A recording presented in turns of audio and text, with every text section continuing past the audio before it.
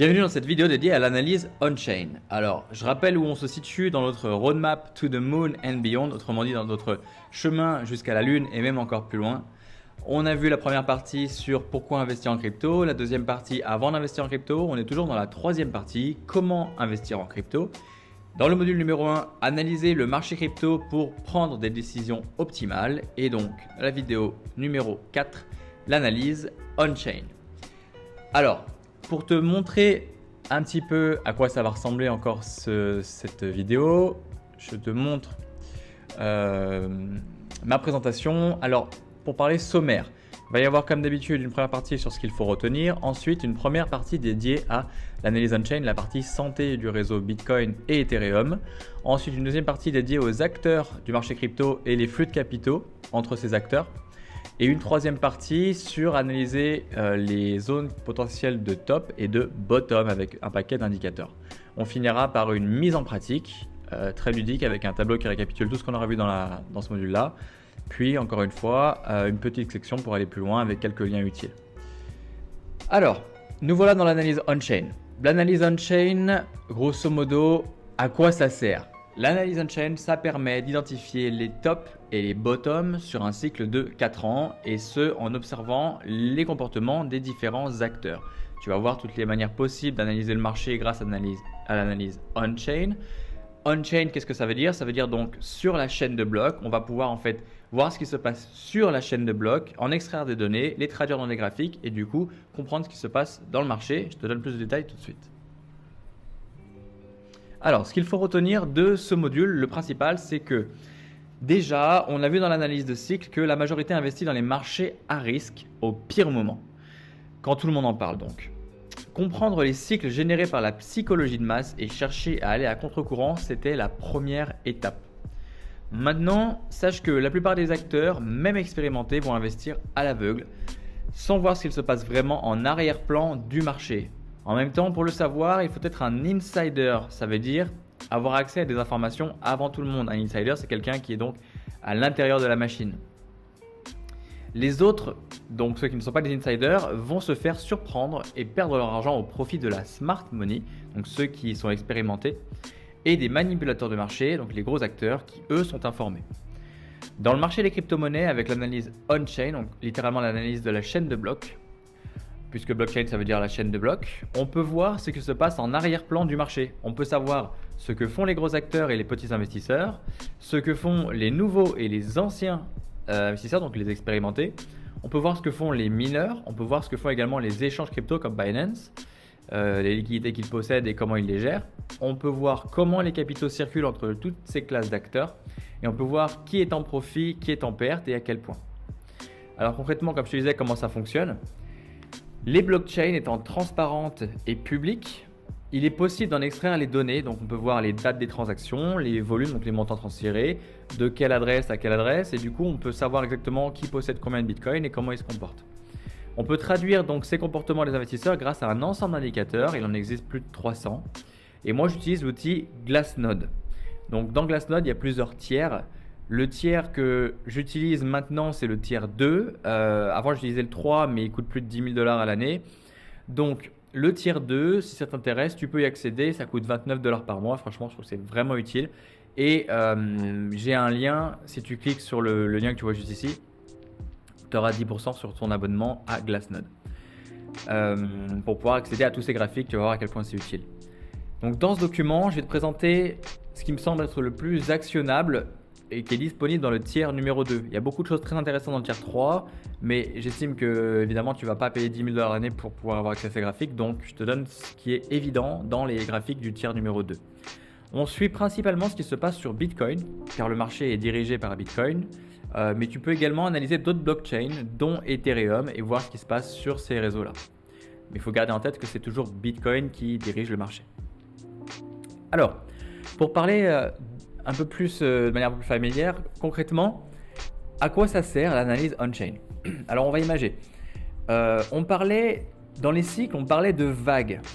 On parle de vagues parce qu'on parle de liquidité. Déjà, d'où ça vient le terme les liquidités, payer en liquide, le liquide, d'où ça vient? C'est du fait que à l'époque où on avait des pièces en métaux précieux, donc en or et en argent, on avait littéralement liquéfier ces métaux précieux pour les solidifier dans des pièces et on pouvait facilement ensuite les échanger. On appelait ça du liquide parce qu'il était facile de les échanger. Et on pouvait même les faire refondre pour en faire autre chose. Donc encore une fois, c'était liquide. C'est de là que vient le terme. Donc on parle toujours de liquidité qui arrive dans le marché. Quand on parle de nouveaux capitaux qui rentrent sur le marché des crypto-monnaies, on parle de nouvelles liquidités qui arrivent et qui circulent. C'est pour ça qu'on fait toujours référence en fait à quelque chose de liquide. Donc quand on parlait de cycle, on parlait de vagues, ok. Et quand on parle d'analyse on-chain, on veut en fait montrer ce qu'il se passe en dessous de la surface de l'océan. On parle habituellement d'un océan financier quand on parle de tous les marchés financiers dans le monde. Ici, le marché de crypto-monnaies, c'est un océan et l'analyse on-chain, littéralement, en fait, elle permet de voir ce qui se passe en dessous de l'océan et pas juste en fait voir les vagues à la surface. Donc, dans cet univers, dans cet océan, il y a certains poissons qui circulent. Là, c'est les acteurs. On parle des baleines, on parle des poissons, on parle des requins, etc. Et donc pour récapituler, imagine l'univers des crypto-monnaies comme un océan et l'analyse on-chain, c'est la carte maritime détaillée, comme tu peux voir sur l'image juste ici. Donc comme une carte maritime en fait qui va révéler les courants marins, les profondeurs et les obstacles cachés sous la surface, l'analyse on-chain dévoile les mouvements internes, les tendances et les comportements des utilisateurs au sein d'un réseau blockchain. Cette analyse permet de naviguer plus sûrement donc dans le marché des cryptos, en comprenant non seulement la surface visible du marché, comme les prix, mais aussi les dynamiques profondes et souvent invisibles qui influencent le prix, tels que les flux, les comportements des types d'acteurs et d'autres indicateurs clés. Donc on ne va pas seulement voir comme la masse, la surface et les vagues, on va également voir comme sur l'image juste ici, les profondeurs et ce qui génère ces courants. L'analyse on-chain donne difficilement des indications précises à court terme, contrairement à l'analyse technique et d'autres méthodes d'analyse. Ici, l'analyse on-chain, elle permet d'avoir des estimations avec plus de recul, à plus grande échelle.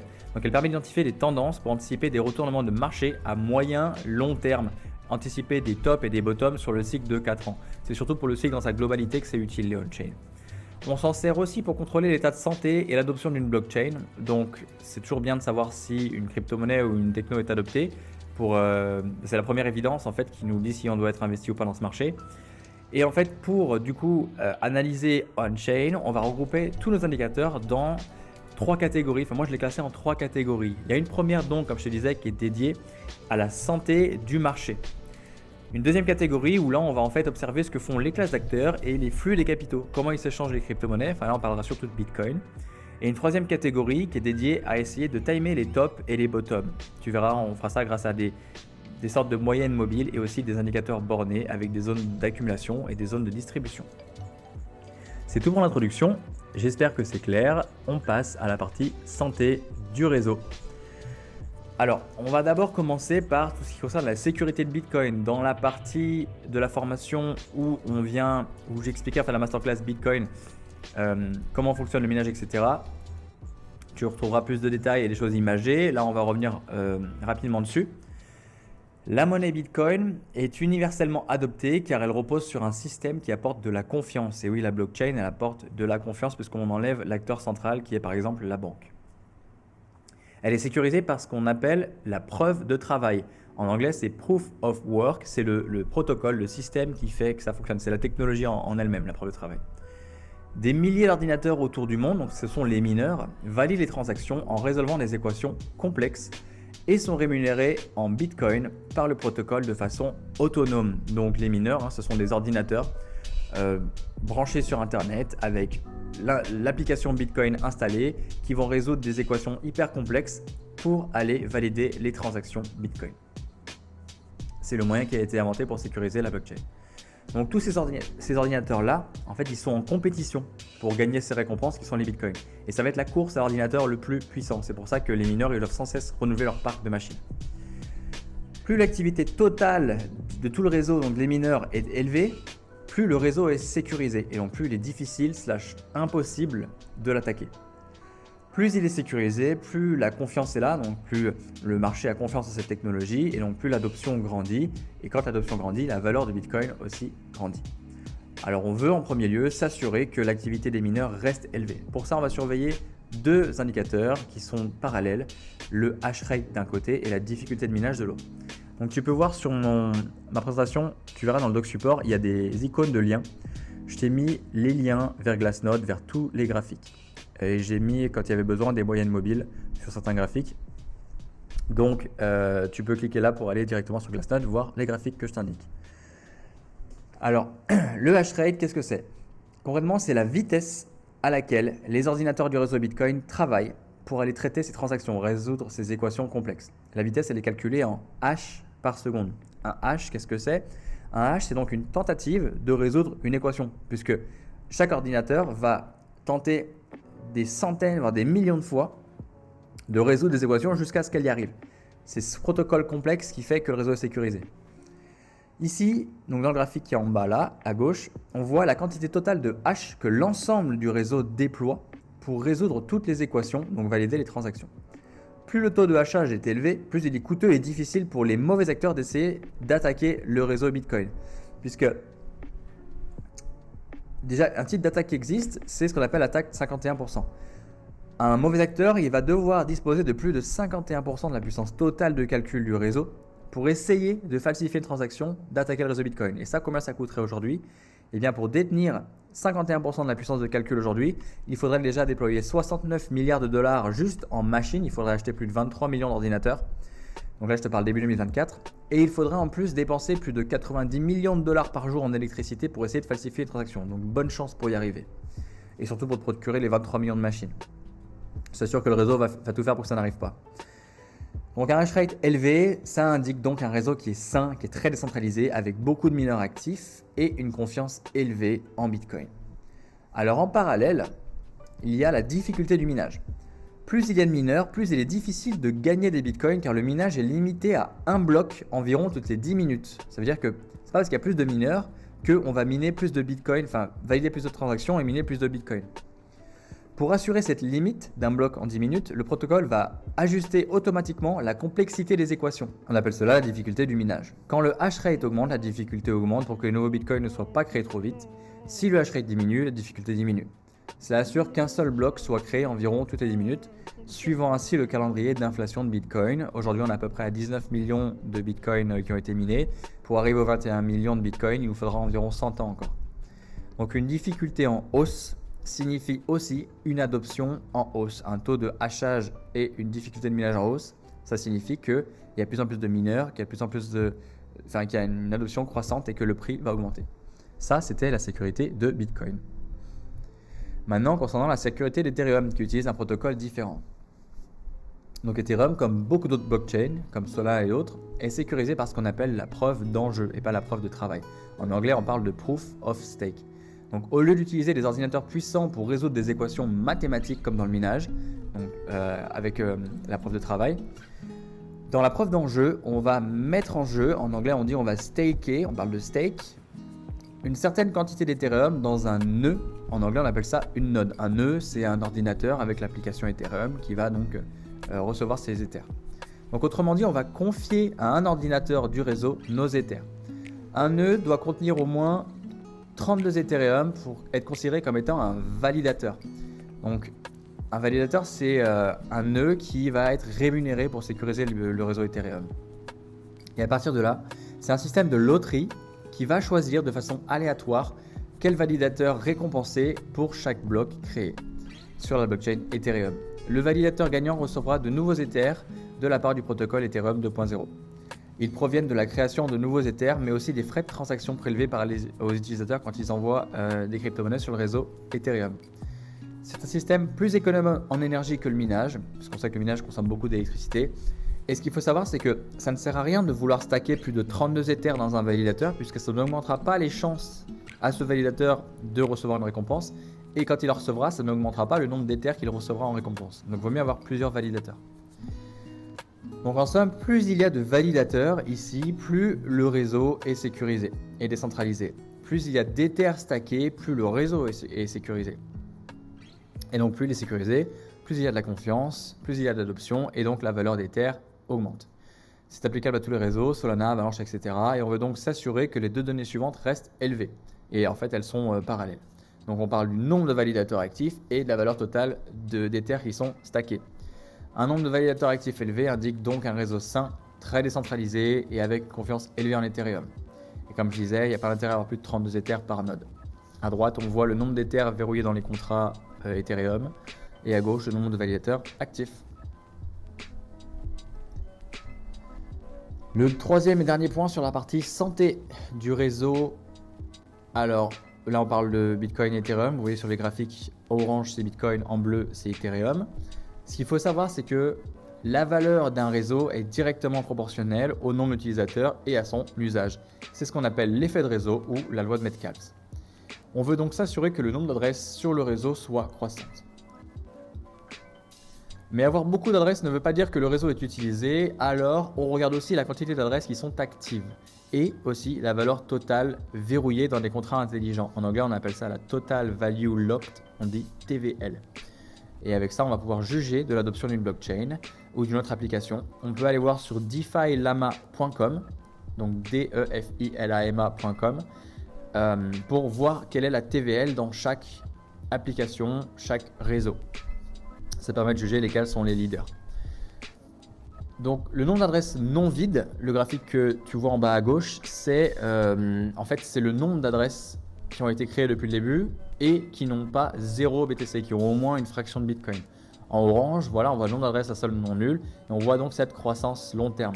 On a une phase, on distingue en 2017 qu'il y a eu une décroissance et après le sommet 2021 une petite décroissance parce qu'évidemment il y a beaucoup de gens qui ont vidé leur portefeuille. Quand on voit cette grosse mèche rouge, on voit qu'en fait il y a beaucoup de gens qui ont purgé leur portefeuille, donc c'est normal, mais ça a vite repris son cours et là on constate cette belle courbe qui augmente et c'est ça la loi de l'adoption. On peut regarder à droite également le nombre de nouvelles adresses, donc tu as le lien pour Bitcoin à gauche et pour Ether à droite sur les icônes des chaînes. Un creux plus haut indique que le bottom vient de passer sur ces deux graphiques, donc je vais zoomer un petit peu, et un creux plus bas indique que le top vient de passer. Donc là on a le nombre de nouvelles adresses créées quotidiennement, donc forcément quand le marché augmente, le nombre de nouvelles adresses augmente chaque jour, et quand on vient de passer le sommet et que le prix commence à chuter, et bien là tout le monde part.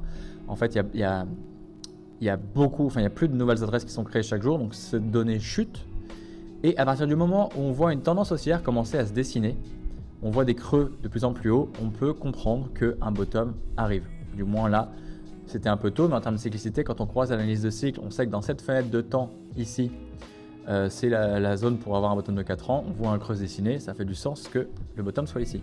C'était exactement pareil de 2021 à 2022. Et pour Ether, c'est la même chose. On voit une tendance, une tendance haussière, quoi. On a un creux qui se dessine plus loin. Pareil, un creux plus haut qui se dessine plus loin. Et en fait, là, c'était même au niveau du bottom pour Ethereum. Pour le nombre d'adresses actives, c'est exactement la même chose. Exactement ce que je viens de te montrer. Il y a le nombre de nouvelles adresses en haut et en bas, le nombre d'adresses qui sont actives, donc qui font des transactions de manière régulière sur le réseau. Pareil, quand on voit des creux de plus en plus haut, ça démontre qu'on a connu notre bottom. Un afflux d'activité, donc de nouveaux utilisateurs et d'attention, va également pousser le nombre d'adresses actives. On le voit dans les zones que j'ai surlignées en vert ici. Chaque fois qu'il y a une croissance dans le prix, on doit avoir l'adoption croître, sinon c'est artificiellement gonflé. Dans le fait que si on voit le prix partir à la hausse, mais qu'il n'y a pas de nouvelles adresses ou beaucoup d'adresses actives dans le réseau, et bien ça veut dire que c'est surtout les marchés futurs qui drivent le marché en liquidant les traders.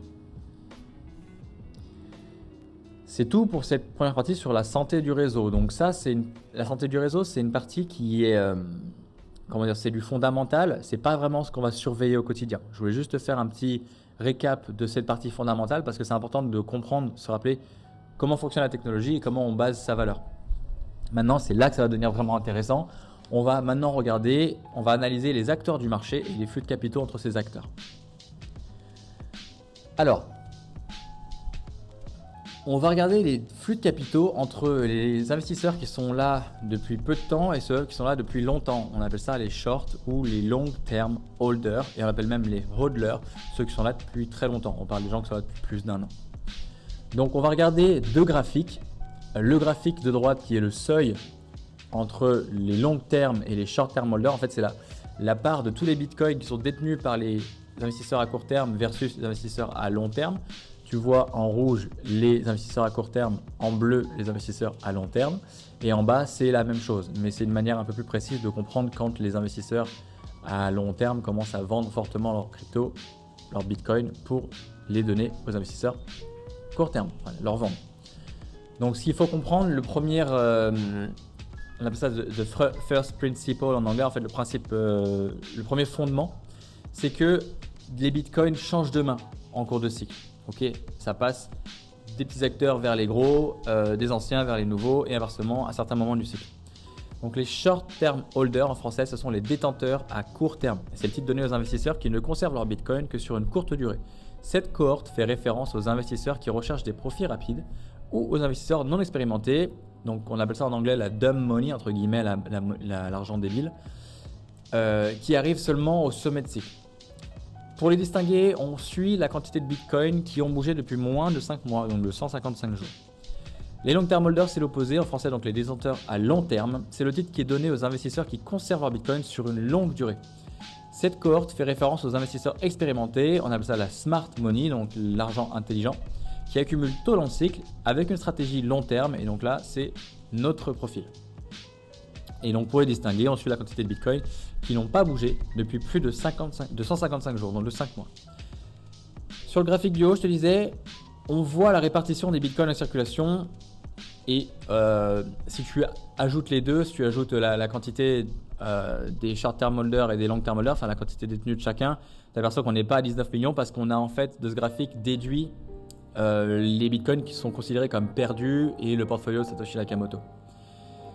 Donc on voit les dynamiques entre les short-term et les long-term holders, et ce qu'on voit c'est que les long-term holders commencent à accumuler directement dès le milieu du bear market parce qu'ils ont confiance en la technologie Bitcoin, et dès qu'il y a une correction, ils veulent déjà rentrer dans le marché. Et ils commencent à vendre finalement assez tôt aux short-term holders, 6 mois avant le sommet du cycle, car déjà largement en profit. Les short-term holders, eux, arrivent quand les médias parlent de Bitcoin et cherchent à trader les poussées paraboliques. On voit, je vais te montrer plus en détail, mais on voit qu'ils ont aussi réagi sur le premier pic par exemple en 2019 et aussi au sommet en 2021. Donc, les short-term holders vont acheter aux long-term holders et ils vont vite se faire piéger au sommet. Quand le prix rechute, on n'a pas de nouveaux short-term holders, on n'a pas de nouveaux entrants. Et donc ces short-term holders qui conservent leur crypto dans toute la descente, ils vont devenir des long-term holders parce qu'ils vont avoir leur crypto depuis plus de 155 jours. On parle surtout des bitcoins ici. Donc on en déduit que le top vient de passer dès que la ligne rouge redescend. Alors si on regarde plus en détail, comme je te disais, dès que le prix commence à repartir, on a de l'intérêt des short-term holders. Là, c'est le bull market de 2021, mais c'est surtout au sommet de 2017, surtout au sommet que les short-term holders viennent vraiment acheter tous les BTC pendant que les long-term holders liquident 6 mois avant le sommet jusqu'à un sommet. Et une fois le sommet passé, les short-term holders se sont fait piéger, donc pas de nouveaux entrants et la cohorte diminue. Et en fait, ces short-term holders deviennent des long-term holders et en plus, les expérimentés commencent à racheter au milieu du bear market. Pareil au cycle suivant, et on voit que les long-term holders ont bien liquidé au début de la poussée parabolique jusqu'au sommet, et ce sont les short-term holders qui ont acheté ce moment. Et le graphique du bas, je l'aime bien parce qu'il nous permet de voir cette information de manière un peu plus précise. Grosso modo, un sommet, on voit que, là j'ai mis une moyenne de 130 jours, on voit que dès qu'il commence à y avoir moins de short-term holders, eh bien c'est que le sommet est tout proche, puisque les long-term holders ont commencé à liquider depuis un moment. Et bien pareil au sommet 2021, on s'aperçoit que c'était bien pratique pour timer ce sommet. Voilà pour ce premier graphique. Maintenant, il y a des moyens un peu plus précis d'arriver à timer les tops et les bottoms en observant les short-term et les long-term holders. Quand on regarde les short-term holders, ce qu'il faut comprendre déjà, c'est que les profits et les pertes non réalisées vont faire pression sur le prix. Si on a beaucoup de profits non réalisés, eh bien, il va y avoir une grosse incitation à vendre. Donc, on a une épée de Damoclès sur la tête. Et quand il y a beaucoup de pertes non réalisées, eh bien, il y a une incitation à capituler également, à finir de vendre pour créer cette dernière mèche dans la capitulation. Alors ici, ce qu'on regarde, c'est la ligne orange dans le graphique de gauche. On appelle ça le cost basis en français, le coût de base. Et le coût de base, c'est entre guillemets le prix d'acquisition moyen. Et ici, on parle des investisseurs non expérimentés. Donc, il fait office de support dans un marché haussier et de résistance dans un marché baissier. Ça veut dire que le prix dans un marché baissier, il va venir buter sur cette ligne orange en restant en dessous. Et en marché haussier, il va venir rebondir dessus en restant au-dessus. Ce prix d'acquisition moyen, ce coût de base, il indique assez tôt la fin du cycle, la fin de la zone d'achat optimale. Donc, il indique quand le marché se relance à la fin de la zone d'accumulation dès qu'il est traversé par le prix, si je te montre ça en détail, tu vas voir que c'est assez bluffant. À partir du moment où le prix, là c'était en 2019, début 2019, croise le coût d'acquisition moyen, et ben on sort de la zone optimale et ça part en flèche par la suite. Et au dernier bottom, c'était pareil, tu vois, on a vraiment timé le bottom ici au moment où le prix croise le coût de base, cost basis en orange, début de bear market et prix d'achat optimal. Ça, c'est des indicateurs vraiment récents que j'avais pas au dernier cycle. Ils vont bien nous servir pour le bottom prochain. Ce qu'il faut qu'on comprenne surtout ici, c'est que au-dessus du coût du cost basis, en fait, on a appliqué, ils appellent ça un standard plus 1 ou moins 1. La ligne rouge, c'est plus 1, la ligne bleue, c'est moins 1. Ce qui est bien pratique et vraiment précis avec les short-term holders, c'est qu'on peut timer le sommet de cycle grâce à un standard plus 1 sur le coût de base. On voit que là où il y a des barres vertes, c'est quand le prix était au-dessus du cost basis plus 1. Et donc, c'est très proche du sommet. Donc, même pareil à petite échelle ici. Là, on voit qu'au tout début 2024, on a potentiellement là déjà une baisse au moment où je te parle. On n'a pas vu en fait de phase d'euphorie. C'est pour ça que ça faisait pas trop de sens de vendre des altcoins pour le moment. Et par contre, on voit bien qu'au sommet, ça a été exactement les pointes. Et donc, c'était vraiment bien pour essayer de prendre des profits sur ce sommet. Par contre, en ce qui concerne les zones basses, on voit que ça commence en fait trop tôt à démontrer des zones de capitulation, des zones d'achat avant le bottom. Donc, on ne va pas regarder le short-term holder, on va regarder les long-term holders pour aller essayer de timer le bottom. Je t'explique ça tout de suite. Pour les long-term holders, on va regarder le realized price, le prix réalisé. Ce qu'il faut comprendre d'abord, c'est qu'il faut atteindre un extrême bas avant que les long-term holders ne soient en perte et qu'ils capitulent, marquant ainsi le bottom. Oui, parce que les long-term holders, ils ont une forte conviction dans le marché. C'est les derniers à vendre leur crypto-monnaie. Et c'est vraiment quand le prix baisse depuis longtemps et vraiment secoue leurs émotions qu'ils viennent capituler à la fin. Donc à partir du moment où ils capitulent, bottom. Donc, ici, on regarde le long-term holder realized price, entre guillemets en français, le prix réalisé des détenteurs à long terme. Et ça va refléter la valeur moyenne à laquelle Bitcoin a été échangé récemment dans cette cohorte. Alors, quand les long-term holders sont en moyenne à plus de 350% de profit et qu'ils prennent d'importants profits, eh bien, généralement, c'est dans les derniers 6 mois du cycle. On voit ici où il y a les barres vertes. La bande bleue claire, c'est quand ils sont plus à 350% de profit. Généralement, c'est la fin du cycle aussi. Par contre, c'est pas quand on rentre dans cette zone qu'il faut sortir du marché parce qu'on voit que on est encore bas dans le prix, on est loin du sommet.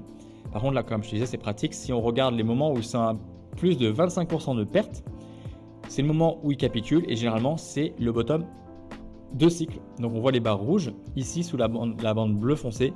C'est quand ils sont à plus de 25% de perte, ça marque vachement bien les bottoms. Donc, si j'avais eu cet indicateur au dernier cycle, ça aurait bien servi. Maintenant, on peut observer une cohorte dans les long-term holders. Il y a les hodlers. Hodl, je rappelle, ça veut dire hold on to the dear life. Ça veut dire t'accrocher toute ta vie à quelque chose. Entre guillemets, ça veut dire ne jamais revendre tes bitcoins. Eh bien, les hodlers, c'est ceux, on va considérer que c'est ceux en fait qui détiennent leur bitcoin depuis plus d'1 an. Donc, c'est la cohorte qui a la conviction la plus élevée et qui croit en bitcoin par tous les temps. On les appelle aussi les mains de diamant, les diamond hands. Parce qu'on parle de diamant, parce que le diamant, c'est une matière qui est extrêmement dure à casser. Donc, on appelle ça les mains de diamant. Et c'est l'inverse des mains faibles. On appelle ça les paper hands, les mains de papier pour ceux qui vendent trop facilement, qui ne sont pas expérimentés. Il faudrait vraiment que le monde s'arrête pour faire vendre les hodlers. Et on voit qu'en fait, ils vont vendre seulement quand ils sont largement en profit. Donc, c'est assez corrélé avec les long-term holders, 5 à 6 mois avant le sommet. Et généralement, ils vont toujours garder une partie de leur bitcoin sur le long terme. Donc, pour étudier le comportement, on observe le nombre de bitcoins qui n'ont pas bougé depuis plus d'1 an. Donc, dans le graphique du bas ici, on voit la quantité de bitcoins qui n'ont pas bougé depuis plus d'1 an et en rouge et en vert, les variations. Donc, on s'aperçoit que les hodlers en 2017 commençaient à vendre 5 mois avant le sommet. En 2021, pareil. Et sinon, ils accumulent à fond. Il y a un autre indicateur. Il doit être vraiment associé à d'autres indices pour prendre des décisions, mais ça nous donne déjà une indication de à quel point le marché accumule. Ici, le fondement, c'est que le monde s'empresse d'acheter des bitcoins quand le prix part sans eux. Et le deuxième cas, quand ils ont trop perdu d'argent avec, là où la smart money va venir leur racheter fortement. Si on ne fait plus la distinction entre les short-term holders et les long-term holders, sur le graphique du dessous, on voit en violet les zones dans lesquelles le marché dans sa globalité accumule le plus. On verra aussi cette information avec le volume dans l'analyse technique. Donc, on distingue deux cas de figure. On voit les moments où il y a eu beaucoup d'accumulation dans des creux et où il y a eu beaucoup d'accumulation dans les fins de poussée parabolique. Donc, dans les poussées paraboliques, c'est du FOMO. On verra ça dans la psychologie. Et dans les creux, c'est de la capitulation. Donc, en fait, ça vient confirmer des tendances de fond. Deuxième cohorte, après les longs et short-term holders, maintenant, on va regarder ce que font les mineurs. Donc, les mineurs, ce qui nous intéresse, c'est de savoir quel est leur prix de production. Les mineurs, ils n'accumulent pas de Bitcoin en achetant, ils accumulent en minant. Donc, en fait, ils vont dépenser de l'argent pour acheter des machines et dans de l'électricité pour miner les Bitcoins et être payés par le protocole. C'est comme une entreprise. Leur mission est donc de vendre leur Bitcoin lorsque le prix est assez intéressant pour qu'il soit rentable, financer l'électricité consommée pour miner, avoir un profit, etc. Ils vendent donc en constance, donc un peu tout le temps. On voit que entre 2015 et 2018, les mineurs ils ont vendu tout le temps parce qu'ils étaient en profit tout le long. Par contre, en 2021, ils ont pris vraiment des profits, surtout au sommet. Ok. Donc on veut distinguer ici des pics de vente. Et ils arrivent dans deux cas de figure. Ils arrivent soit au bottom, quand le prix de Bitcoin est proche ou sous son prix de production. Le prix de production, c'est donc la ligne violette que l'on voit sur ce graphique ici. Ici, une partie du matériel minier devient non rentable et est arrêtée, donc ça va venir diminuer le hash rate et la difficulté de minage. Et en fait, grâce à un autre indicateur qui s'appelle le hash ribbon, sans rentrer dans les détails, en fait ça fait le lien avec le hash rate, on peut distinguer des zones à risque élevé de capitulation pour les mineurs, ce qui correspond souvent au bottom. Donc c'est cet indicateur là à droite qui va en fait nous montrer avec des barres jaunes le moment où les mineurs sont plus à même de capituler et on voit en fait que c'est sur les bottoms. Et le deuxième cas de figure dans lequel on peut distinguer un pic de vente, c'est donc au sommet, quand les mineurs en fait sont largement en profit, ils ont l'incitation à prendre beaucoup de profit. On l'a vu en 2021 ici, un énorme pic de vente. Donc à partir du moment où les mineurs sortent fortement, ça peut causer une grosse correction. En plus, ici, il y a eu la Chine qui a interdit le minage, donc il y a eu une grosse chute d'activité de la part des mineurs. Alors on a vu les long-term holders et les short-term holders, on a vu les mineurs. Maintenant, on va regarder les acteurs du marché en fonction de leur taille. Ok, ce qu'on veut savoir, c'est quel est le groupe le plus compétent pour anticiper les tops et les bottoms. Le fondement ici, c'est que les gros portefeuilles sont souvent aussi les plus anciens et donc les plus expérimentés. Ça veut dire que les gros qu'on va appeler les baleines, souvent c'est des long-term holders. Donc les noms d'animaux marins qu'on donne à chaque classe d'acteurs, ça fait évidemment référence, comme je te disais, aux océans financiers. La première taille d'acteurs, c'est donc les crevettes, ceux qui ont moins d'un Bitcoin.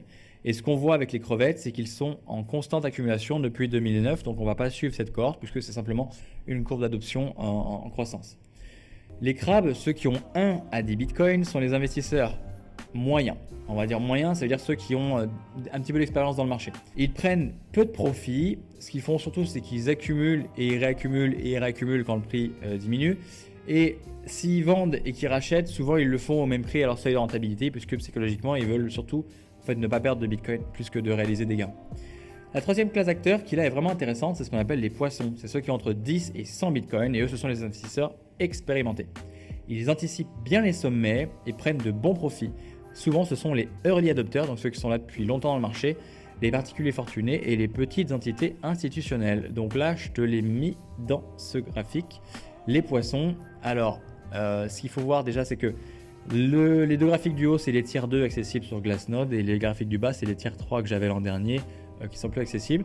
En haut, on voit le nombre d'adresses qui ont entre 10 et 100 Bitcoin. En bas, on voit la quantité de Bitcoin détenus par cette cohorte. Pareil ici pour les baleines que je te montre juste après.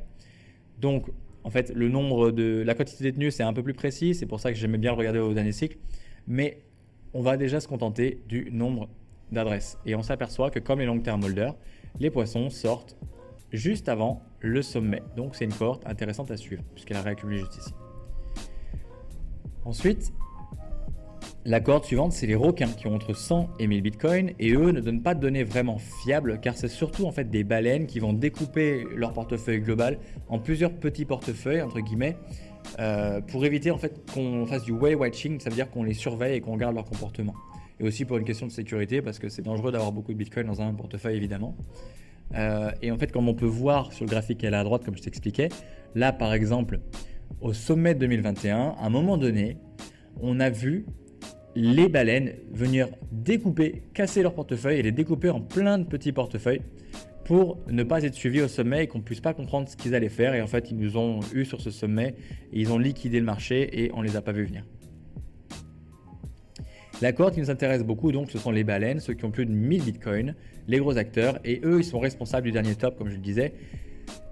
Et là maintenant, avec les ETF, les médias comme outils et plein d'autres finalement moyens, et ben, ils vont pouvoir manipuler encore plus le marché. Donc ça va être une classe d'acteurs contre laquelle, entre guillemets, on se bat. Ce qu'il faut savoir, c'est que sur Ethereum, il n'y a aucune de toutes ces cohortes qui sont assez bonnes, assez précises pour montrer quand il y a un sommet qui arrive ou un bottom qui arrive. Donc on ne va pas suivre Ethereum. Je te parlais des baleines. Donc tu vois, les baleines, c'était très flagrant que au dernier sommet, elles ont liquidé tout ce qu'elles avaient juste avant le sommet. Ok, en 2017, elles ont commencé à liquider aussi assez tôt. Là, on voit que le nombre d'adresses des baleines a diminué en 2017 assez tôt. Et au sommet 2021, c'était flagrant. Elles ont vraiment diminué fortement au sommet parce que les baleines, d'une part, ont découpé leur portefeuille, mais en plus, ont exit le marché. Et il y a autre chose que je voulais te montrer, c'est que parmi les 19 millions de bitcoins en circulation aujourd'hui, eh bien, il y en a une part de plus en plus grande qui est détenue par les petits investisseurs. Et ça démontre une adoption de masse. On le voit sur le graphique ici, puisque parmi toute la supply du Bitcoin, là on compte en pourcentage, et ben on voit que les petits acteurs grappillent des parts de marché aux gros acteurs. Donc c'est encourageant pour le futur. Et on arrive dans la partie la plus intéressante de cette vidéo, l'analyse on-chain pour timer les tops et les bottoms. Maintenant qu'on a vu comment s'assurer que le marché est adopté et soit bien sécurisé, et qu'on a vu les dynamiques entre les classes d'acteurs et qu'on arrive à peu près à anticiper quand un sommet arrive parce que les poissons et les baleines commencent à revendre, on veut des indicateurs plus précis grâce à toutes ces dynamiques pour définir quand finalement le sommet ou le bottom peut arriver. Alors, j'ai créé un groupement d'indicateurs ici qui va nous être vachement utile pour timer le bottom de cycle.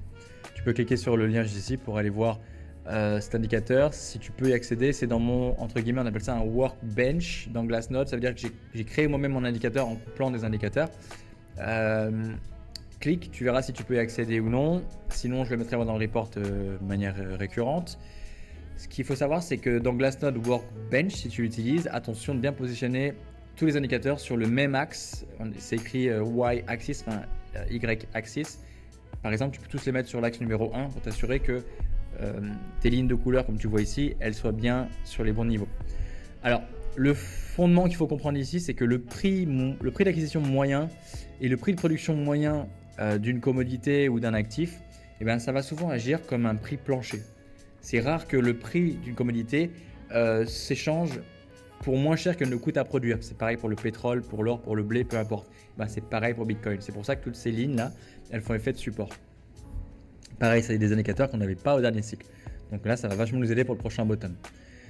Alors, les 4 derniers bottoms, maintenant qu'on a cet indicateur, on voit qu'ils ont été entre le delta price et le balance price. Et on voit que la zone d'accumulation optimale, elle est sous le realized price.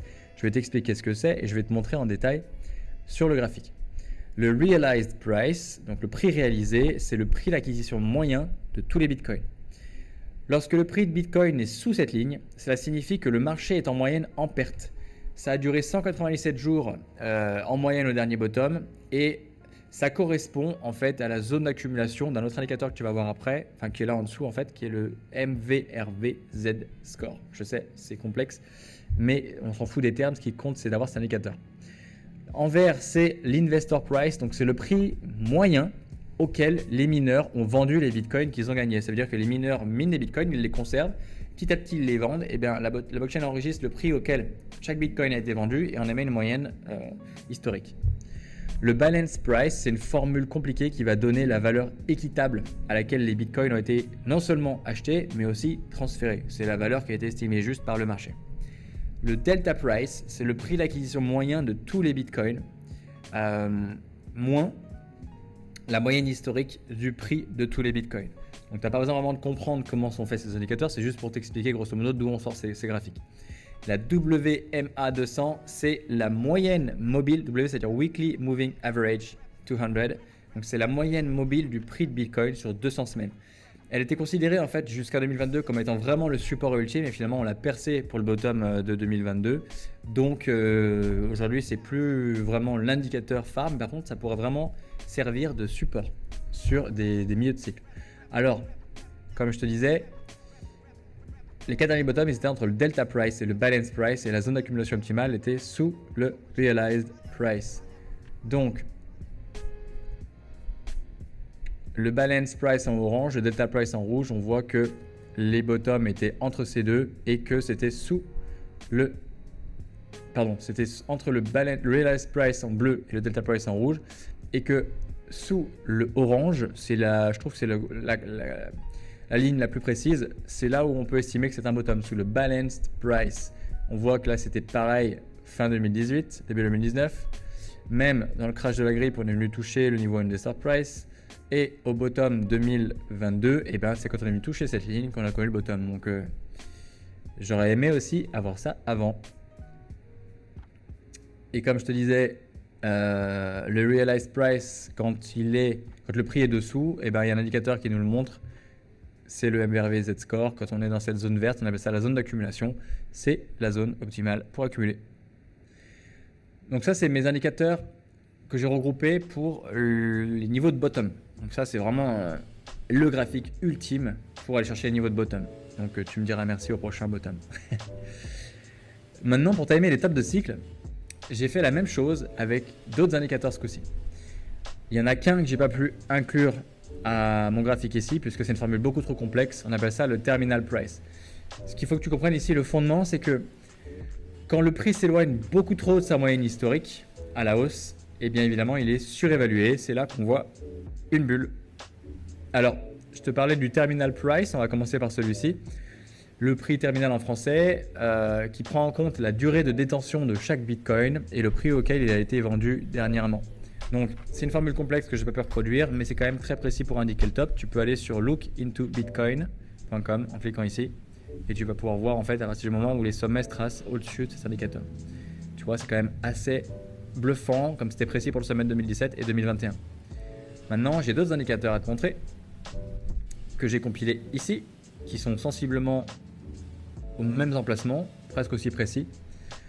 Il y a le top cap multiplié par 15 et par 35, donc en orange et en rouge ici. Ce sont des multiples d'une moyenne mobile du market cap. On prend le market cap de Bitcoin, historiquement, on le lisse, enfin pour faire le moyenne mobile comme avec le prix. Et ce montant-là, on va le multiplier par 15 et par 35 et ça donne une fourchette, un range plutôt dans lequel on est censé voir un sommet, dans lequel on l'a vu au dernier sommet. On a vu les 4 derniers sommets entre ces deux barres, la orange et la rouge. Le thermocap multiplié par 40 ici en bleu. Le thermocap, c'est la somme de toutes les récompenses que les mineurs ont reçues en Bitcoin une fois qu'ils les ont convertis en dollars.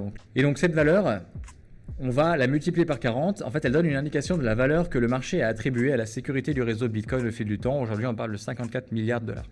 C'est le 54 milliards de dollars, c'est le montant total qui a été payé pour acheter les Bitcoins qui ont été mis sur le marché. Au-delà de 40 fois ce ratio, on voit habituellement un sommet. Et enfin, quand on prend une moyenne mobile sur 200 jours du prix et qu'on la multiplie par 2,4, on a cet indicateur en violet. Et c'est très précis pour indiquer le sommet. Donc on voit qu'en fait au-dessus du thermocap x 40, c'est ce qu'il y a de plus précis. Jusqu'ici aussi. Et le 2,4 fois la moyenne mobile de 200 jours, c'était même précis pour timer le petit pic en milieu de cycle dernier. Et le sommet ici est pareil au-dessus du thermocap x 40 dans le range du top cap x 15. Donc c'est beaucoup d'indicateurs qui peuvent nous servir à timer le prochain top.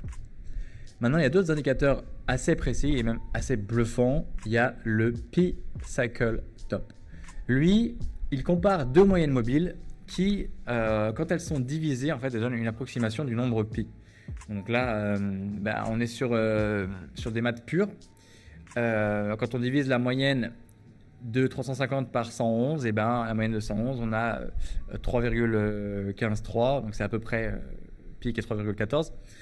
Et du coup, quand ces deux moyennes mobiles viennent se croiser, c'est l'indication que le marché est en surchauffe. C'est assez bluffant parce que c'est vraiment précis. C'est vraiment précis pour indiquer le top, mais ce que je me demande, c'est que est-ce qu'on voit en temps réel cet indicateur s'afficher ou est-ce qu'il apparaît, est-ce qu'il est imprimé sur la graphique après que le sommet soit passé? Il y a plusieurs moyens de le voir. En cliquant ici, on va sur Glassnode voir le P-Cycle Top. Sinon, tu peux sur TradingView ajouter l'indicateur P-Cycle High and Low et en fait, ça va t'indiquer ce que tu vois ici. Donc, je te disais, c'est bluffant. Tu vois que ça a été assez précis pour timer tous les sommets et tous les bottoms de cycle. Ça va indiquer un peu en avance au dernier bottom. Et si je te montre les sommets, tu vois en 2013, boum, ça a marqué le sommet. 2017, le sommet, c'est trop précis, c'est hallucinant. 2021, le sommet. Et les bottoms, c'est pareil. Bottom en 2015, bottom en 2018 et en 2021, ça indiquait le bottom un peu avant la vraie capitulation. C'est pour ça que nous, on avait commencé à accumuler fortement aussi ici. Parce que cet indicateur, on l'avait. Alors, là, je t'ai montré des, entre guillemets, des moyennes, enfin, c'est pas vraiment que des moyennes mobiles, mais c'est des lignes, des moyennes sur le prix pour timer les tops et les bottoms. Maintenant, on a ce qu'on appelle des oscillateurs. Un oscillateur, c'est un indicateur qui va osciller entre des bornes. Généralement, on parle de 0 à 100% par exemple, mais ça peut être aussi des niveaux suivant l'échelle de l'indicateur. Alors, il y en a une série. Le premier, c'est le réserve risque. Ici, il est ajusté parce que le réserve risque seul, il n'a pas été efficace pour timer dans les sommets. Donc, ce qu'il faut comprendre, c'est que les long-term holders n'investissent que quand ils voient un très bon risque, enfin un très bon ratio risque-récompense. En anglais, on appelle ça le risk-reward. Quand tu es investisseur long terme, tu vas seulement vouloir acheter du Bitcoin quand tu es sûr qu'il est bas et qu'il peut t'offrir un gros multiple, grosso modo. C'est ce que montre cet indicateur. Il est utilisé pour évaluer la confiance des détenteurs de Bitcoin à long terme par rapport à son prix actuel. S'ils pensent que Bitcoin est surévalué ou sous-évalué, on le verra dans ce graphique. Donc en rouge, enfin au-dessus de la ligne rouge, donc au-dessus de 2 sur cet indicateur, c'est quand ils pensent que le prix est surévalué. Et en dessous de vert, en dessous de 0,5, c'est quand ils pensent que le prix est sous-évalué et qu'il est le moment de l'acheter. Ici.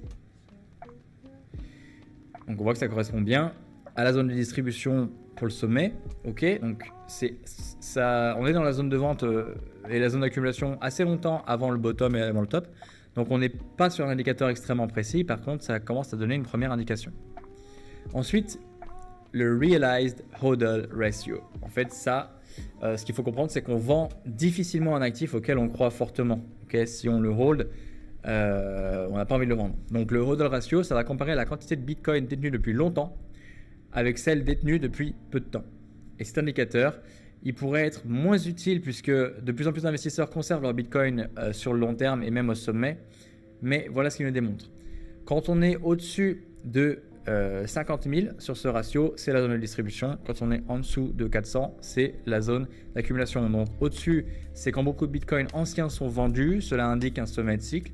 Les long-term holders encaissent leurs gains. Et en bas, c'est quand très peu de Bitcoin anciens sont vendus. Cela indique un bottom de cycle. Les long-term holders gardent leur Bitcoin en prévision d'une future hausse. Est-ce qu'on voit que cet indicateur, en fait, il a une espèce de... Il dessine un triangle et potentiellement que le sommet de cet indicateur, il se trouvera par ici au prochain sommet. Donc, ce n'est pas les plus précis ces deux, mais ils sont intéressants à comprendre. Ensuite, ce que je te montrais tout à l'heure, le MVRV Z-Score. Ce qu'il faut comprendre, c'est qu'on achète un actif quand on estime qu'il est sous-évalué, encore une fois, et on le vend quand il estime qu'il est surévalué. Donc cet indicateur, il aide à comprendre si le Bitcoin est actuellement cher ou bon marché par rapport à son historique de prix. Il compare la valeur marchande actuelle de Bitcoin, donc le prix auquel il se négocie actuellement, avec sa valeur réalisée, donc une moyenne de prix payé pour tous les Bitcoins. La zone de distribution, elle est au-dessus de 7 quand le prix du Bitcoin est bien au-dessus de sa valeur réalisée, donc du realized price, ce qui indique une surévaluation et potentiellement une bulle. Et cet indicateur il est en dessous de 0 quand le prix est proche ou inférieur de la valeur réalisée, ce qui peut indiquer donc une sous-évaluation et une opportunité d'achat. Une variable de cet indicateur, donc le MVRV ratio, il nous montre des choses intéressantes quand on va venir appliquer une moyenne mobile.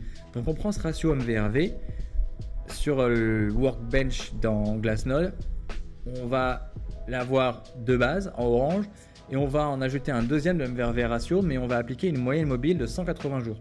Donc en orange dans mes graphiques ici, c'est le MVRV ratio seul, et en bleu, c'est la même information que j'ai lissée grâce à une moyenne mobile de 180 jours. Donc ça va aider à indiquer quand le sommet ou le bottom vient de passer. Les changements de tendance macro sont validés par le MVRV qui croise fortement sa moyenne mobile sur 180 jours. Donc comme tu peux le voir ici, là je l'ai fait sur Ethereum et sur Bitcoin. Quand tu as cet indicateur qui repasse sa moyenne mobile, tu sais que le sommet vient de passer. C'était le cas en 2017, c'était le cas en 2021. Pareil pour Ethereum. Et quand à la hausse, un peu comme on a vu plus haut avec un autre indicateur, l'indicateur il repasse la moyenne mobile, bah, tu sais que le bottom vient de passer. Et ça, tu as vu comme on peut timer bien le bottom grâce à ça. Indicateur suivant, le multiple Puel. Je sais pas trop comment le dire, celui-ci, tu m'excuses. Quand on produit quelque chose et qu'on a une très belle marge entre le prix auquel on peut le revendre et le prix auquel on le produit, et bien évidemment on va être incité à le revendre et à réaliser des profits. C'est pareil pour les mineurs. Cet indicateur il montre, en fait, il se base sur les revenus des mineurs et calcule la valeur quotidienne des bitcoins émis et donc les récompenses des mineurs par bloc miné ce jour-là, et il va la comparer avec la moyenne de cette valeur sur une année. Donc ici tu vois une zone de distribution au-dessus de 4, c'est quand les revenus des mineurs sont anormalement élevés par rapport à la moyenne annuelle. Ils ont une forte incitation à vendre leur stock de Bitcoin pour réaliser leurs gains. En dessous de 0,6, c'est la zone d'accumulation. Et là, quand les revenus des mineurs sont anormalement faibles par rapport à la moyenne annuelle, et bien ce sont des périodes de tension financière élevée qui se finissent par une capitulation des mineurs généralement, enfin surtout pour les plus petits, parce que les gros ils ont les moyens d'attendre, qui vendent à perte malheureusement pour couvrir leurs dépenses, et souvent il y en a beaucoup qui font faillite à ce moment-là. Donc l'indicateur ici, il montre en vert quand les mineurs capitulent, ils font faillite, et en rouge quand ils réalisent beaucoup de profits. Autre indicateur, le pourcentage des bitcoins détenus en profit. Donc ce qu'il faut comprendre évidemment ici, c'est que les investisseurs ayant acheté des bitcoins au-dessus du prix actuel sont à perte, et les investisseurs qui ont acheté des bitcoins en dessous du prix actuel sont en profit, ce qui est évident.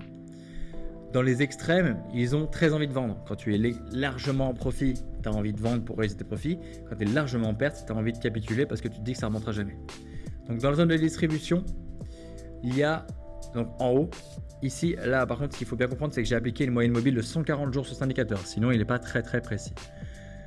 Quand avec cette moyenne mobile de 140 jours, on a plus de... Alors, pardon, là, je vais m'écrire à l'envers, mais quand on a plus de 95% de tous les bitcoins qui sont détenus en profit, il y a une forte incitation à vendre pour réaliser ces gains.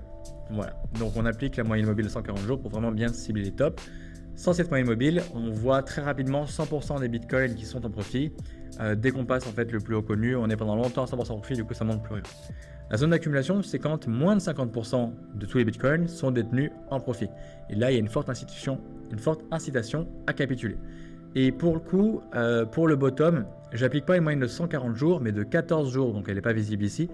Mais avec une moyenne de 14 jours, c'est plus précis pour déterminer quand on rentre dans la zone d'accumulation, en fait, quand on est proche des bottoms.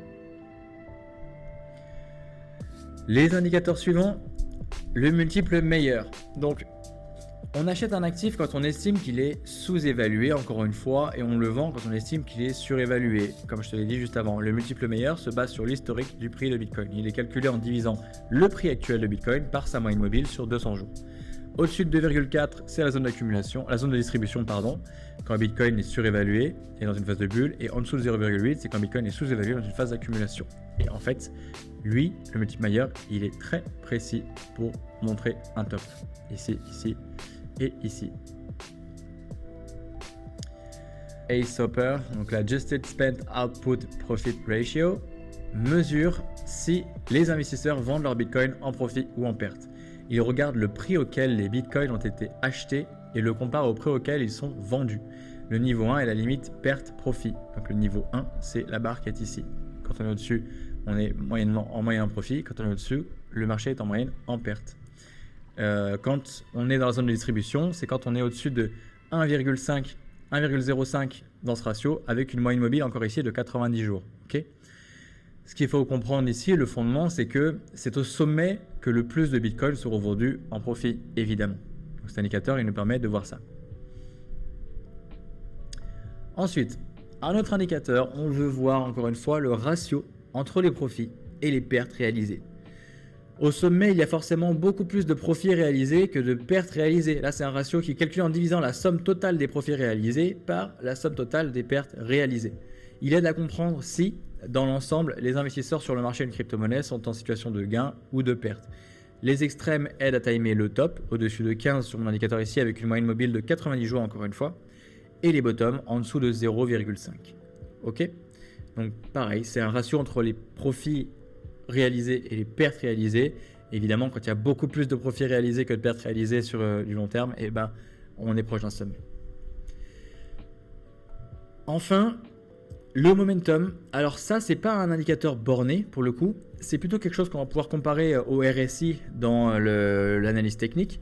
C'est un indicateur qui nous montre en fait le momentum, à quel point les liquidités rentrent et sortent du marché. Et ce qu'il faut savoir ici, c'est qu'au sommet, l'afflux de nouveaux capitaux va de moins en moins suffire en fait à répondre à la quantité de Bitcoin qui sont en vente, donc à l'offre. Lorsqu'il y a plus de Bitcoin en vente qu'il y en a qui sont demandés à l'achat, et bien généralement on trouve un sommet. C'est la loi de l'offre et la demande. Donc ici, c'est ce qu'on appelle un gradient, ok, qui est sur une moyenne mobile de 28 jours. C'est un indicateur de momentum qui mesure la différence entre la valeur spéculative de Bitcoin et les flux de capitaux réels, donc les liquidités injectées dans le marché. Une baisse, donc une divergence baissière sur cet indicateur, c'est-à-dire quand l'indicateur va baisser pendant que le prix monte, ça va indiquer une chute importante à venir. Et au précédent cycle, le sommet est apparu quand le momentum, donc cet indicateur, il a perdu 50% depuis son pic. Donc plus en détail ici, on voit que là on était au sommet en 2021, cet indicateur qui a trouvé son sommet, à partir du moment où il a perdu 50% de sa valeur, eh ben, on sait, alors que le prix monte, on sait qu'on est au sommet. C'était pareil sur les deux petites poussées après fin 2021. En 2017, même chose, ça c'est sommet 2017. Quand cet indicateur a trouvé un pic et qu'il a perdu 50% de sa valeur, donc le prix montait, et bien on a trouvé le sommet. Et pareil en 2013. Donc c'est quelque chose de moins pratique, mais ce qui peut nous démontrer en fait cet indicateur, c'est soit qu'on est vraiment tout proche d'un sommet, soit qu'il vient de passer. Donc ça peut nous conforter sur nos décisions. Et enfin, ce que Glassman a sorti qui est intéressant, c'est un indicateur global en fait qui va compiler quelques-uns des indicateurs que je viens de te montrer, ces indicateurs bornés surtout, ces oscillateurs. Et là, tu peux cliquer ici pour voir cet indicateur compilé. Ça peut servir pour les tops. On voit que là où il y a des bandes oranges, c'est quand tu as à la fois le réserve risque qui montre une zone de distribution avec le MVRV, avec le A support et avec le multiple PL. Quand tu as les quatre qui sont réunis, tu as ces barres oranges qui te montrent qu'on est vraiment dans une phase de distribution. Donc en 2017, ça commençait à s'afficher assez tôt. En 2013-2014, c'était bien précis. En 2021, c'était bien précis. Donc pourquoi pas s'appuyer là-dessus au prochain sommet. Et ça montre aussi également la même chose pour les bottoms. Mais ok, c'était pas mal au dernier bottom. Pas avant, mais au dernier, c'était assez juste. Donc on peut s'appuyer là-dessus et en plus aller coupler avec d'autres indicateurs. Et moi, c'est ce que j'ai fait. Je vais te montrer comment, dans la partie mise en pratique, que tu attends avec impatience, j'imagine, j'ai couplé moi tous les indicateurs que je t'ai montré ici pour déterminer dans quelle phase on se situe et du coup quoi faire grâce à l'analyse on-chain. Petit rappel, dans l'analyse de cycle juste avant, je te montrais comment se forme une bulle. Ok ? Il y a, d'après moi, moi je distingue 5 phases. C'est ma manière d'analyser le marché. Tu as d'abord une première phase où la smart money rentre sur le marché. Donc on appelle ça la zone d'accumulation, qu'on va pouvoir distinguer grâce à des graphiques. Et c'est aussi la Bitcoin season ou Bitcoin par devant. Ensuite, tu as une deuxième phase qui est la relance. Moi j'ai appelé ça le réveil des altcoins. Où là, on va vouloir acheter les altcoins, au tout début surtout. Et on va se permettre d'acheter des corrections, donc buy the dip. La troisième phase, c'est l'accélération. C'est souvent quand le Bitcoin passe son plus haut connu, où là, c'est vraiment le bull run. J'ai appelé ça mon accélération et c'est là où il faut commencer à prendre des profits. Donc en jaune. La phase numéro 4 en rouge, c'est le haut de la bulle. C'est là où il faut prendre le plus de profits sur Bitcoin et revendre ses altcoins. C'est la zone de distribution à proprement dit qu'on voit sur les graphiques on-chain. Et c'est là où on a l'alt season. Donc généralement, elle va chercher même un petit peu plus loin que ce que j'ai tracé ici. Et la phase numéro 5, c'est une fois que la bulle a éclaté, quand on voit ce M top sur le sommet et que le marché repart, ok. Quand on sait qu'on est dans cette phase grâce à des indicateurs, eh ben, il faut tout vendre, sortir du marché et garder que ce que tu souhaites avoir sur le long terme, un petit peu de Bitcoin, un petit peu d'Ethereum par exemple. C'est là que le sommet vient de passer, c'est l'éclat de la bulle. Alors, grosso modo, comment ça se profile? Voilà le merveilleux tableau que je t'ai composé. Dans le document support que tu as à côté, tu as tout ça. Tu peux cliquer sur les liens ici pour accéder directement au graphique et je t'ai remis en dessous du titre dans le document support le lien pour avoir Glassnode moins cher. Alors, j'ai distingué ici mes 5 phases, 1, 2, 3, 4, 5 et j'ai indiqué les indicateurs qui sont intéressants à regarder dans chaque phase et ce qui nous démontre. Alors, Dans la phase 1, la zone d'accumulation, on a le nombre de nouvelles adresses qui dessine un creux plus haut. Ok. Les long-term holders accumulent, les short-term holders continuent de vendre. Et on voit que ce qui est vraiment intéressant à regarder ici pour la zone d'accumulation pour déterminer le bottom, c'est quand les long-term holders sont en perte, quand ils sont à 25% de perte en dessous de leur realized price. C'est très précis pour timer le bottom. Quand je t'ai mis bottom avec une cible ici, ça veut dire que c'est très précis pour timer le bottom. Quand les mineurs capitulent, on le voit dans l'indicateur où il y a les bandes jaunes, c'est aussi proche du bottom. Ensuite, tu as les niveaux de bottom, c'est le graphique que je te montrais avec toutes les lignes de couleur. Celui-ci, il est très précis. Tu sais que quand on est sous le realized price et l'investor price, on est très proche du bottom. Et quand on est à côté du balance price, quand on touche le balance price, c'était ma ligne orange, et bien souvent c'est le bottom, très précis. Ensuite, il y a le P Cycle Top et Bottom Indicator. Donc, quand il signale un bottom, généralement, c'est le bottom, donc c'est très précis. Quand le réserve risque est sous 0,5, quand le realized ratio est sous 400, quand le MRV Z-score sont sous 0, tu es dans la zone d'accumulation. Quand le multiple PL est à 0,6, celui sur lequel tu as appliqué une moyenne mobile de 7 jours, c'est très précis pour le bottom. Les adresses en profit, quand tu as moins de 50% en profit avec une moyenne mobile de 14 jours, tu es dans la zone d'accumulation. Quand le multiple meilleur est sous 0,8, zone d'accumulation. Et le Realized Profit Loss Ratio, donc le ratio des pertes et profits réalisés avec une moyenne mobile de 90 jours, quand il passe sous 0,5, généralement c'est précis pour timer le bottom. Ok, ça c'est la phase 1, c'est tous les outils qu'on a pour timer le bottom grâce à on-chain. Phase 2, réveiller les altcoins, le prix repart. Généralement, ce qu'on voit, c'est que le nombre de nouvelles adresses est en hausse, les long-term holders continuent d'accumuler, les short-term holders ne sont pas encore arrivés. Et en toute sortie de la zone d'accumulation, on voit le prix qui croise le coût de base, le cost basis des short-term holders. Je te l'ai marqué sur un rond rouge sur le graphique. C'est le moment où il faut investir tout ce qu'on n'a pas encore mis parce que le prix part sans nous. C'est exactement la même chose avec le MVRV ratio. Quand sa moyenne mobile à 180 jours est croisée par l'indicateur sans moyenne mobile, et bien c'est le même endroit. C'est le moment où il faut finir d'acheter. Troisième zone, on sait qu'il faut prendre des profits quand le prix accélère. Donc dans cette phase-là, on est toujours dans une phase où évidemment l'adresse augmente et là il y a un changement. Là, les long-term holders commencent à vendre aux short-term holders qui eux commencent à accumuler. On voit ça arriver sur les graphiques. On voit même les poissons commencer à vendre. On voit des pics de vente de la part des mineurs et on voit les long-term holders et les hodlers qui liquident. Ça, c'est un indice qu'il faut commencer à prendre des profits légèrement. On le voit aussi quand le réserve risque ajusté est au-dessus de 2, on sait qu'on est dans cette zone. Et la zone fatidique qui nous intéresse le plus, la phase 4, la zone de distribution et même l'alti-zone. Là, on va essayer d'être même assez précis. C'est plus que la zone de distribution, c'est carrément le pic. Là où il faut absolument prendre le plus de profit possible sur Bitcoin et sortir les altcoins généreusement. Je peux te montrer d'ailleurs tout ça, parce que j'ai tous mes graphiques qui sont chargés ici, à quoi ça ressemble sur Glassnode pour que ce soit un peu plus concret. Alors, ici on va se concentrer sur seulement la phase 4, ok ? La phase 4, on s'aperçoit déjà que le nombre de nouvelles adresses sont en hausse, ok ? Phase 4, ici, pic sur le nombre de nouvelles adresses. Ensuite, on voit que les short-term holders ont commencé on ralentit sur leur achat, ok, parce que les long-term holders ont liquidé depuis longtemps. Ensuite, en termes de cost basis, on voit ici qu'on est au-dessus de la ligne rouge, donc le coût de base des short-term holders est dépassé. Ensuite,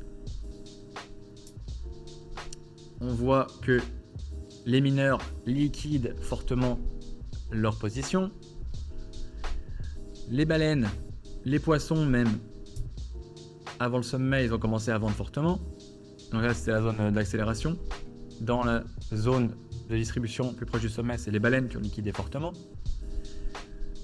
Ensuite, le terminal price que tu peux voir sur lookintobitcoin.com, eh bien, il est dépassé. Ensuite, ça c'est mes niveaux de sommet. On voit que au sommet, mes moyennes sont dépassées par le sommet. Ok, ça indique un top très précis. Le P-Cycle Top affiche en rouge ici à sommet, ici aussi.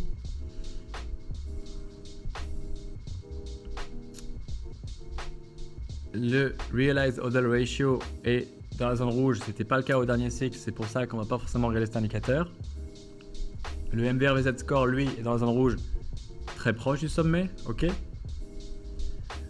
Le multiple Puel, lui, il n'a pas tapé sa zone de distribution. Quand il est au-dessus de 4, eh ben, on estime qu'on est dans une zone de sommet. Par contre, ce qui est intéressant à voir, c'est qu'au dernier sommet, il n'a pas tapé ce niveau, donc on ne va pas forcément attendre 4. Par contre, s'il vient le toucher, ça peut indiquer un sommet imminent. Le nombre d'adresses en profit, avec une moyenne de 140 jours quand on est dans cette zone de distribution auquel on est proche du sommet.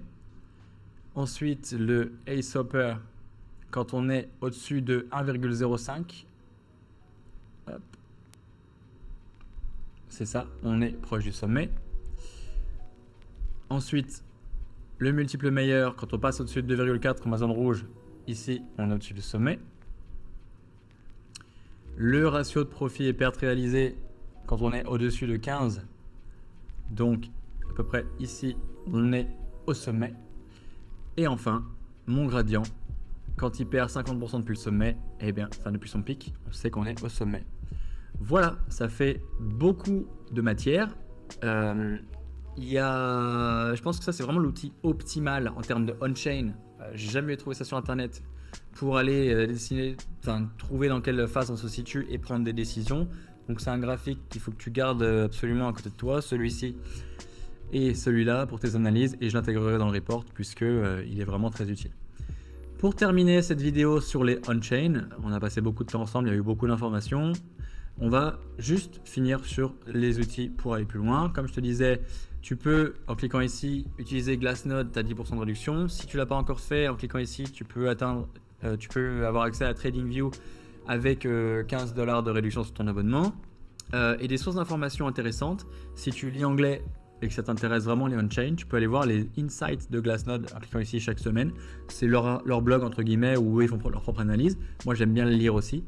Et en analystes crypto qui sont bons on-chain, je vais te citer que Will Clement, qui est un américain assez jeune. Il y a son Twitter juste ici. Et il a des insights qui sont assez intéressants en utilisant surtout les indicateurs que je t'ai montrés là. Donc c'est à peu près tout. Et comme d'habitude, disclaimer, tout ce qui est dit ici n'est pas un conseil en investissement. C'est tout pour la partie on-chain et on va se retrouver dans la vidéo suivante pour l'analyse technique. Merci pour ton attention.